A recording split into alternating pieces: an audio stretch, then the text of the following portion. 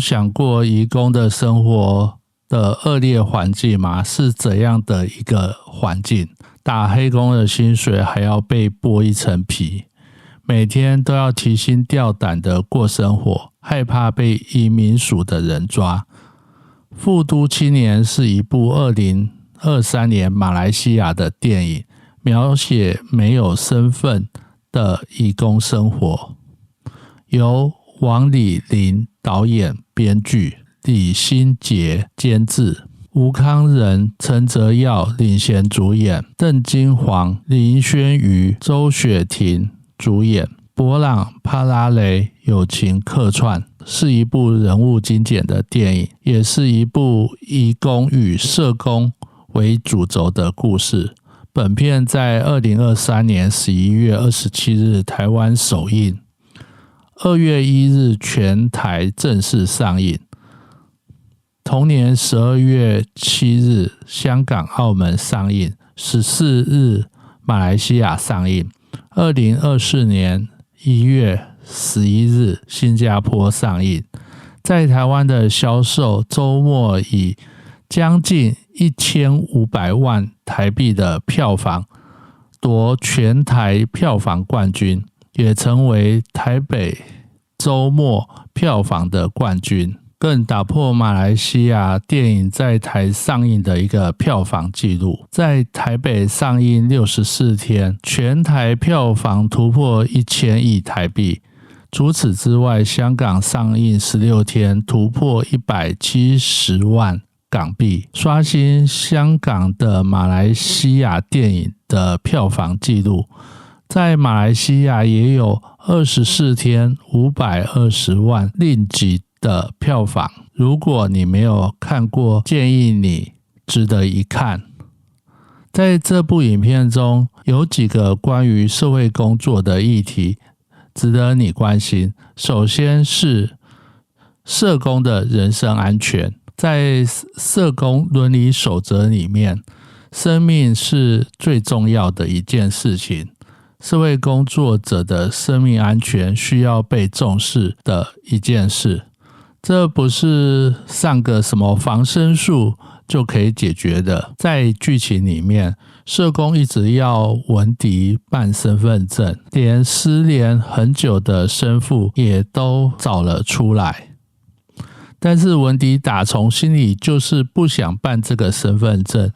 而在社工与文迪之间情绪不断的一个堆叠之下，在文迪的愤怒被引爆之后，出手攻击了社工，造成社工的昏迷受伤。当大家以为文迪杀了社工，亚邦出面为文迪顶杀死社工的罪名时，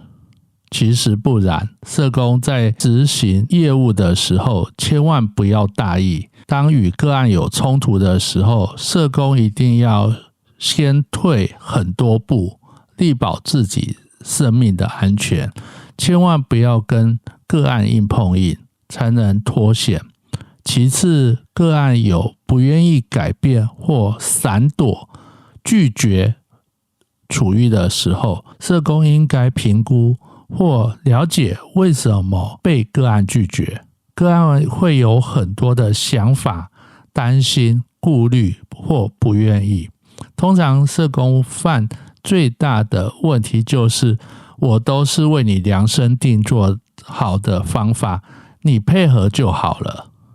但是一定要记住一句话，最好的处遇不一定是符合个案所需，唯有与个案讨论出来一个符合个案切身的需求，才是好的处遇。千万要记住这句话，因为不要忘记谁是个案，而社工只是一个助人者，千万不要反客为主。在电影中有许多异乡与异国的工人来到都市讨生活的各种情景。自从进入20世纪以来，地球村全球化的思维进到亚洲的社会，接着全世界的工厂迁徙，全球工人也跟着移动，工业开发国家开始引进移工，开始有许多社会安全、医疗卫生、社会福利的问题出现。安社工在医务社工领域这7年当中，台湾移工的老板对于移工的照顾真的是有很大很大的改变。安社工刚进医院的时候，在外科病房，有许多移工在台湾诊断出癌症，可能是1期或2期，因为老板和仲介都会担心移工在台湾就医的问题，也都知道移工回去老家就只有末期死路一条。许多人住在偏远的乡下，根本没有办法到都市就医，也只能回家等死亡的到来。好一点的仲介会相互乐捐一点钱，帮移工买机票送他回家。疫情之后这些年，有不少移工得了癌症。安德鲁社工发现，很多雇主都让移工在台湾接受治疗，有些雇主照顾移工到生病的最后一站，真的很感人。当然，在台湾也有很多非法居留的移工，在过去早期，很多移工逃离恶质的雇主，在北部有协助移工的团体，有庇护的家园、安全的家，争取移工的劳动条件与人权，以雇主跟政府抗争。对于曾经在文化大学劳工系求学过的安社工而言，真的是让我深深的感动和佩服。但是20年过去了，这个团体开始接受政府的方案委托、方案补助。1年多前，安社工曾经想为一位逃跑的移工找一个安置处所，就想到当年那个让我感动又佩服的团体。没想到安社工打电话去询问他们是否能够提供协助，没想到对方告诉我，他们不收逃跑的外劳，他们只收合法工作的外劳，因为他们是接受政府补助的单位。也是啦，政府给的钱多，就不用怕募款钱少，没有钱发薪水。过去在蛮荒的年代，逃跑的外劳有安全的窝可以安心睡觉，但是现在没有了。只有医疗的单位，我们不能因为没有身份或是没有健保而给予不同的医疗待遇。或许你会问，那医院如何协助没有健保身份的人呢？说实在的，医院有自己的规范，也不一定能由医院的基金协助，但是至少我们不会拒绝他的就医治疗。但是医疗费用怎么办呢？